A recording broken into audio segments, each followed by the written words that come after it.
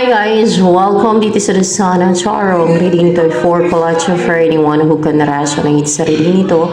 This is a general and a collective reading or energy at this time. Yeah, kaya hinaan mo yan, Yam. Okay.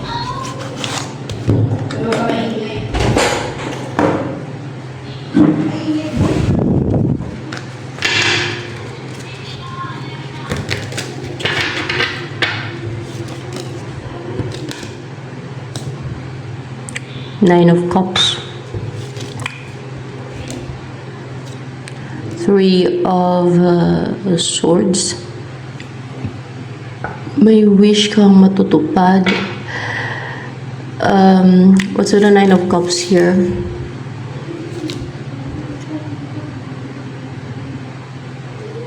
Eight of Pentacles in reverse.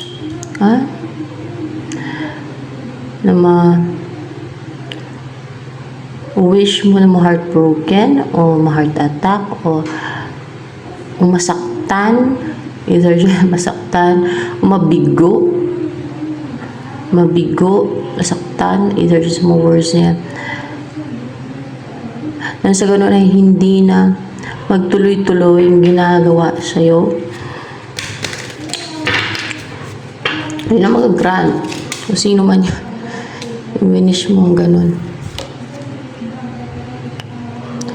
And the Lovers, upright pa itong the Lovers na yun. In reverse. And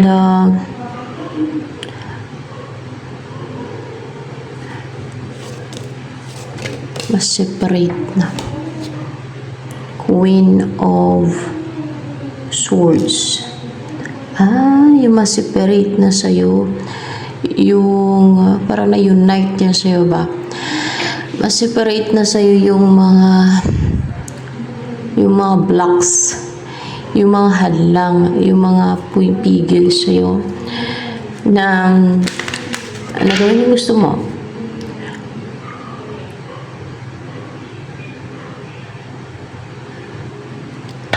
And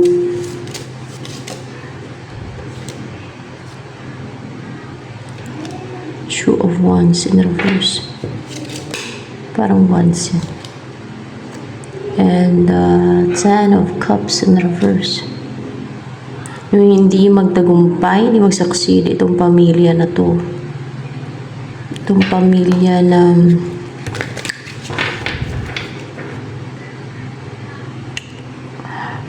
unhappy, hindi buo, fulfilled.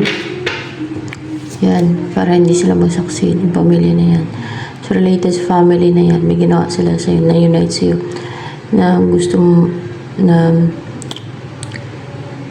matanggal na sa'yo yung ginawa nila sa'yo, yung pamilya na yan.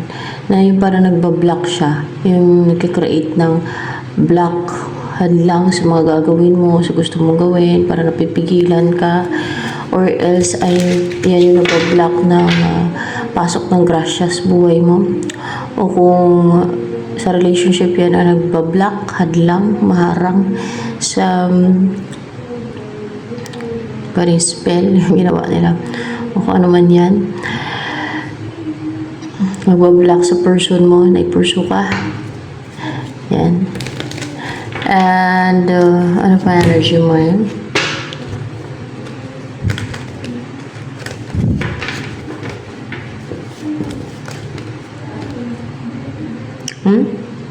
There's growth.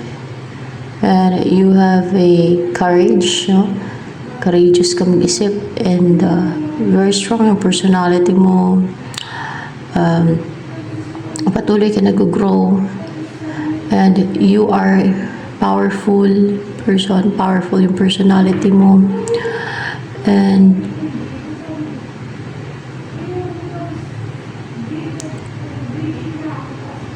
you are healthy. Si color green. Color ng health din yan eh. So, ayan. Kaya, mag-grow ka na mag-grow.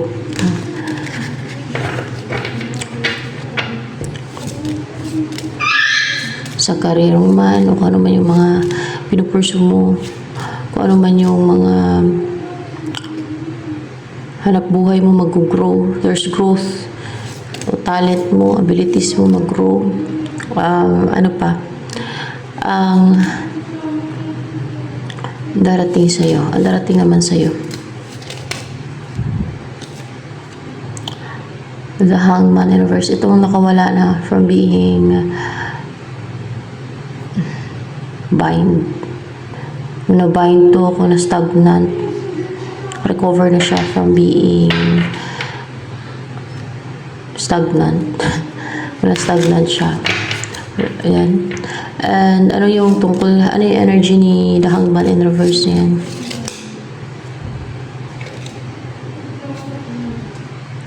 Ace of Cups in reverse. Meron nga natanggal sa kanya. Meron to na-receive na natanggal sa kanya. Na natapon din. No? Na-receive niya yun, nasalo niya yun, tapos natapon. Yan. Or pwede din na hinayang to sa nawala sa kanya. Kung meron man, kung ikaw man to na pinahinayangan niya, na nawala sa kanya, pwede din ganun.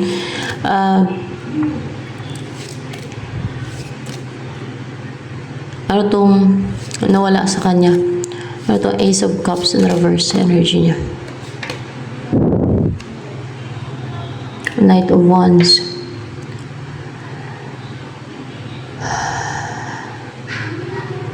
More clarification with the Knight of Wands here. Four of Pentacles. Nanatili to sa kanya eh. Parang na-keep niya to eh. Pero sinend to sa kanya, sinend.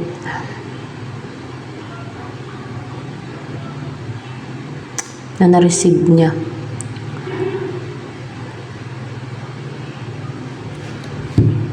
Pwede atake. For clarification with the Knight of Wands here.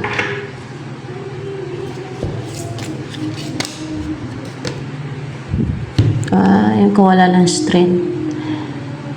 Nagtagumpay na mawalan siya ng strength, inner strength, inner stillness. Yan yung na-receive niya na natanggal sa kanya. Atake.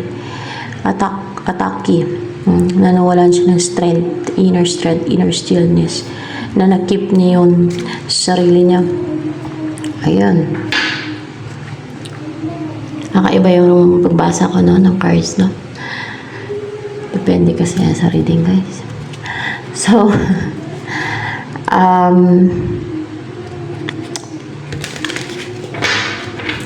ano yung gusto sabihin sa'yo ni The Hangman in reverse? Page of Pentacles in reverse. Also the Page of Pentacles in reverse here. This is Eight of Cups. Hindi na magtuloy-tuloy pa.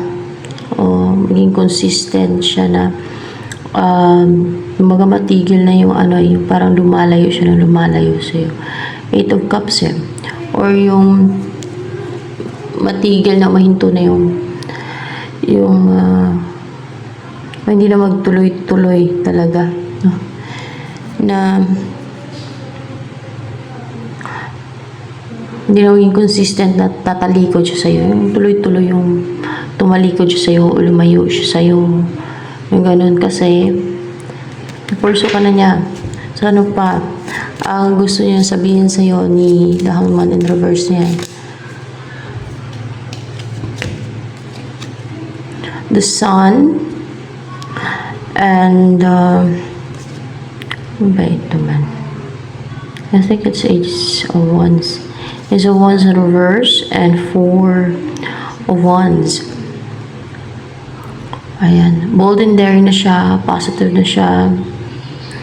Active na daw siya. And naging energetic siya. Excited, no? Na makasama ka. Na karoon ng stability sa inyo with the Four of Wands. Kasi wala na nagtitake na action or wala nang gumagana ng mga ginagawa ng iba against sa kanya. Dahil nakalaya na nga to from being stagnant. Yung na-stagnan siya. Yan. See? And ano yung gusto sabihin sa'yo ni the Hangman in reverse na yan?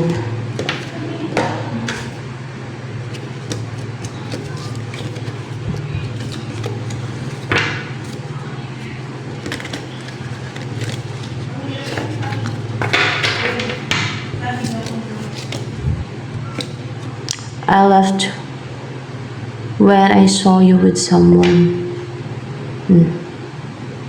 Malis daw siya, lumayo siya sa'yo, di ba? May pagtalikod, may paglayo. Hindi na daw magtuloy-tuloy yun, di ba? Yung hindi na maging consistent siya na lumayo sa'yo, o yung tuloy-tuloy na lumayo sa'yo, o yung manatili na lumayo sa'yo, na hindi ka kinontak, o hindi ka kinausap. Kasi nga, nakawala na siya from being stagnant, or yung parang na-stagnant siya.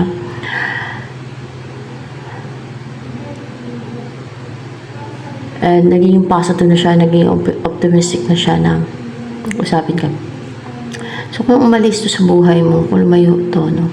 Iniwan ka nito, may nakita siya kasama mo. Kakilala mo na hindi, karelasyon mo no hindi. Baka wala lang siyang tinanong pa sa'yo at nagduda na o kung ano na iniisip niya. So,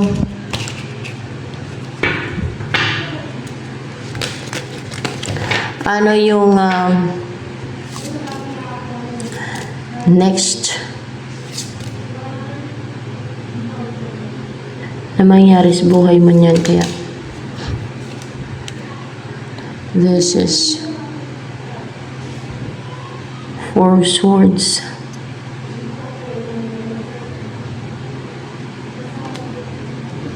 Hindi ka na matutulog na lang. Yung parang wala kang gagawin na matulog kasi anong mangyari? What's with the Four Swords in reverse here? The Empress. Hindi ka na yung parang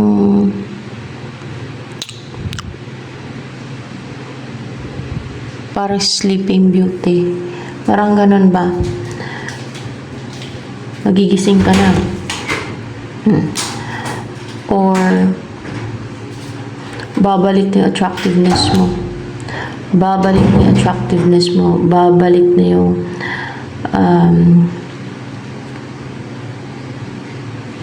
alindog mo. Maging napaka-attractive mo, maging napaka-good looking mo, yung marriage material. Hindi na sayang yung panahon mo na more on tulog-tulog ka na lang, ganon, puro pahinga. Para bang maging maging empress na mataas ang posisyon, mataas ang status, madaming pagkakabisihan, mag-enjoy sa buhay, yan. Kung nanotice nyo yung mayayaman, yung madaming pera,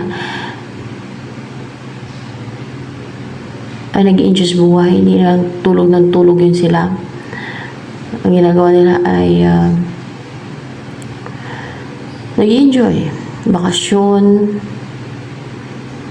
kakain sa masarap na kainan, di ba? At kung ano pa mga adventure, ma-enjoy nila yung buhay nila, di ba? Unless kung wala kang pera, di ba? Pag wala kang pera, matulog ka, lalo kung wala ka namang gagawin, no? Kaysa lumabas ka sa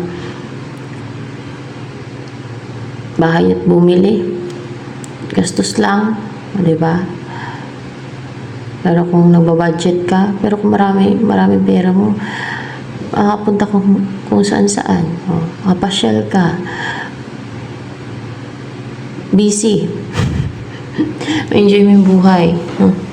And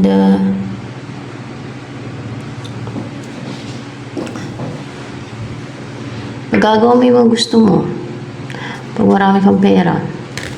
So, ano pa maging buhay mo yan?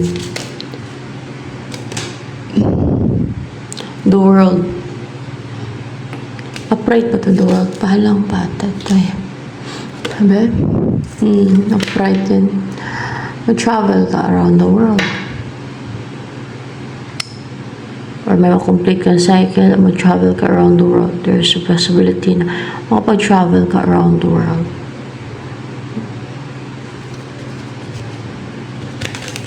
Panay ka travel. Ano pa? May maging busy ka na. Kasi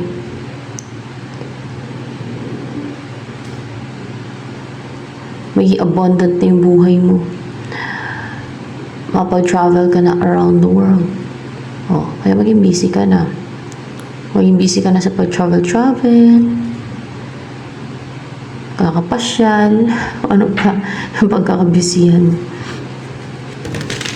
Kakain sa masarap na restaurant. O kaka-shopping. Yun ang advantage pagka marami kang pera. Diba? Pero pag wala kang pera, itulog mo na lang. Kasi, budget yung pera.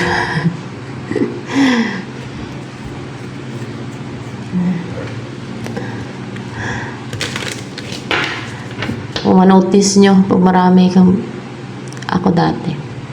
Pagka may pera, panay alis. Hindi naman marami pera. Pero, pag may pera, panay alis, panay pasyal. Pero pag walang pera, madalang mas kuris. Kahit babae, madalang. Pag konti pera. Siyempre, nagtitipid ka pag wala kang pera. O instead na yung pasyal mo, tulog mo na lang, wala ka pang gastos. Nang sa ganun ay makatipid.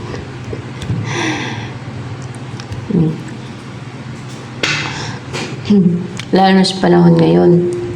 At malang bilihin. Grabe. May kung konti ang income, di ba? Ano yung next na mangyari sa inyo? See.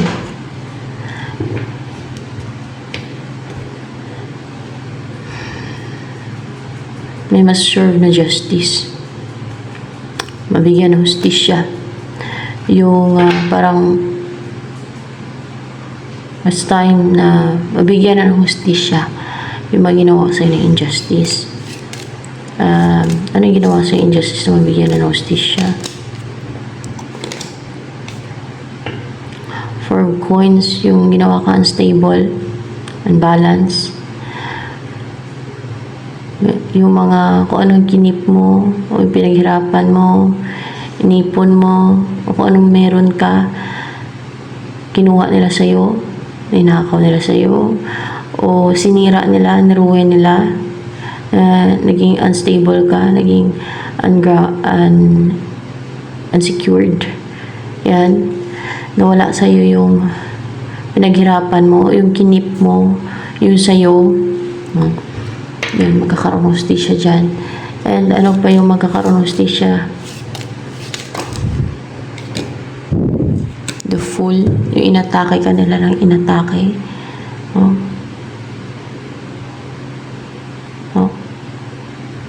Napaka-fearless nila mga atake sa'yo.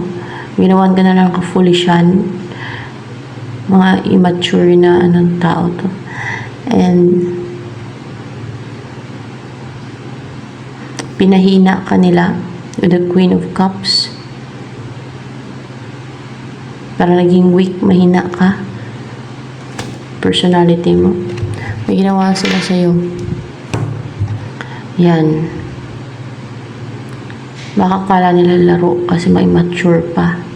Pero hindi nila alam may parusa sa kanila. May hatol.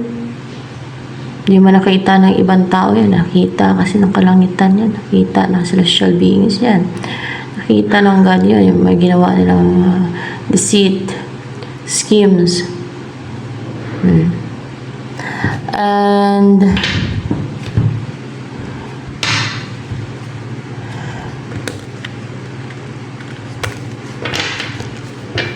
ano pa ang next na mangyari sa buhay mo?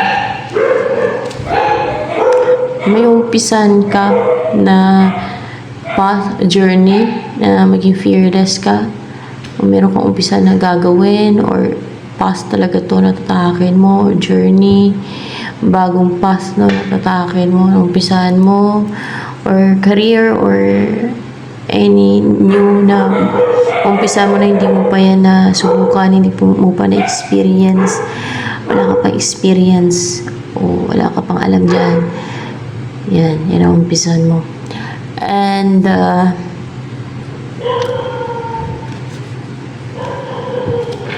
ano yung wish for you ni the Hangman in reverse na yan? The Devil. Yan ang wish you for you. What's with the Devil here? Temperance.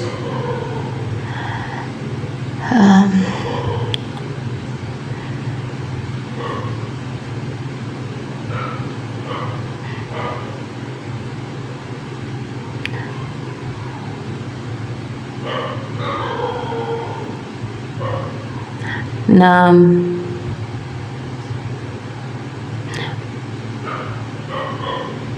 magkaroon ng balance at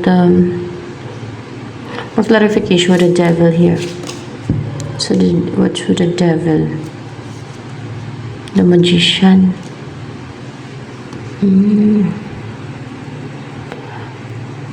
Namatenga itong ginagawa ng magician, or parang parang magkaroon ba ng balance na ba, no? Na hindi na makapang-harm sa'yo, na sana mag-heal ka na, no? Gagawa ng magician. Yan.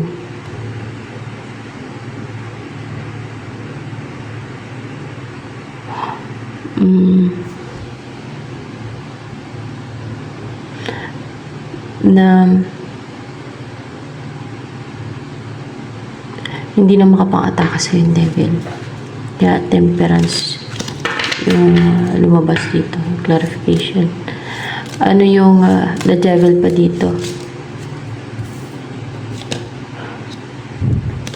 Knight of Pentacles.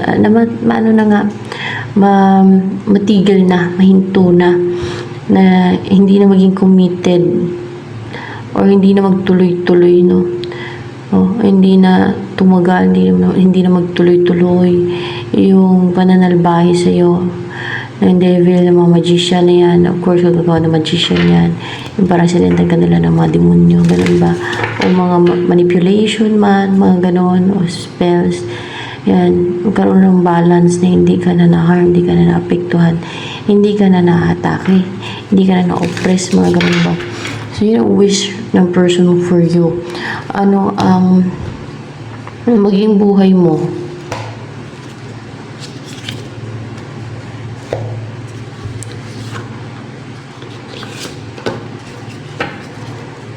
Next. Ano ang maging buhay mo next? Next na maging buhay mo. Ano maging buhay mo? Let's see. Clover. May harmonious. There's harmony, balance, emotional fulfilled ka, fresh yung paligid, no? And komportable ka, sarap ng buhay mo. And may magaling as communication. Number 14 is ano yan? Equals 5 sa numerology. Communication. And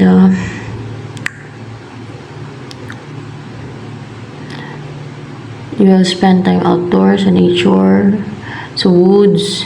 Lagi mo masyal sa woods, nature, yan. And then, maging rooted and grounded ka kasi may puno dito, may mga ugat-ugat. And then, ano pa, more connected ka sa nature. Ano pa maging buhay mo, kasama ito si The Hangman, kung sakali magsama kayo, no? Snake, poprotektahan ka ni The Hangman na yan.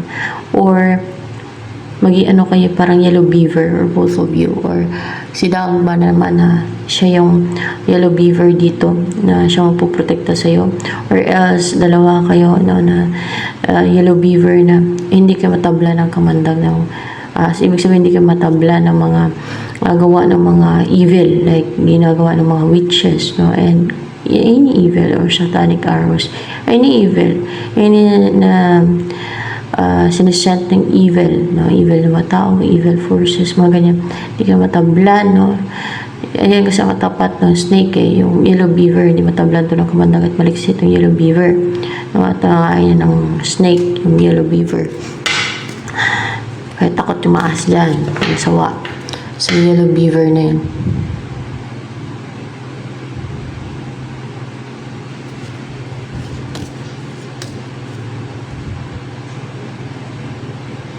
Ano yung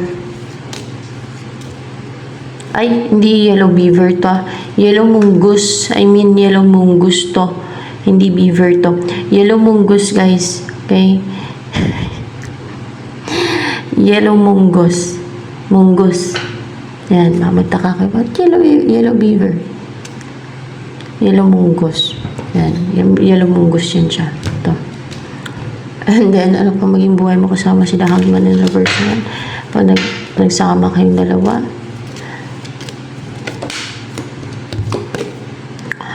umpisa tara kayo ng relationship nito na courageous kayong tapang, ayun, para kayo matigre, no? Takutan ng mga kaaway, takutan ng mga evil, napakatapang, napakaliksit pa, napaka-strong pa, napaka-courageous pa. Walang kinakatakutan. Parang kayo ang katatakutan ng mga parang sumisimulo ng ahas ng klase ng mga nilalang o tao man. No? Ibig sabihin evil. No? Kung sa tao pa evil na tao. Or kung sa ano man nilalang, evil na nilalang. So yan. Ito na lamang for collective reading, guys. By the way, ano ba nagustuhan sa'yo ni The Hangman in Reverse na yan? Ano nagustuhan sa'yo? Pagdagan natin. You are strong. And ano ba? Lakas ka. And malakas and powerful. And napaka-courageous mo. And firing personality mo. Napaka-brave mo. Balance. Both may feminine and masculine energy ka. Balance. And napaka-fearless. Full of strength, full of inner strength, yung mga ganito. Confident, passionate, fiery. Yan. Ano pa? Ano pa ang nagustuhan sa'yo ni The Hangman in Reverse? Medyo na antok na ako. The scribe, magaling ka magsalita. Alam niyo yung scribe? Actually, yung scribe ay parang bookkeeper ba? Ancient times. Para bang nagtatago ng mga, parang nagkikip ng mga information, mga ganyan ba, no? Yan ang scribe. Or else ay based dito sa ano, parang pag basta bookkeeper yan siya, or taga-print, yung nagpaparami ng mga libro, ng mga copies ng libro, mga ganyan. Ganyan ang scribe eh. Or ano pa, ang nagustuhan sa'yo ni The Hangman in Reverse na. Kasi matapang ka, courageous ka. Kahit harap-harapan, hindi ka traitor. So yan, ito na lamang for collective reading.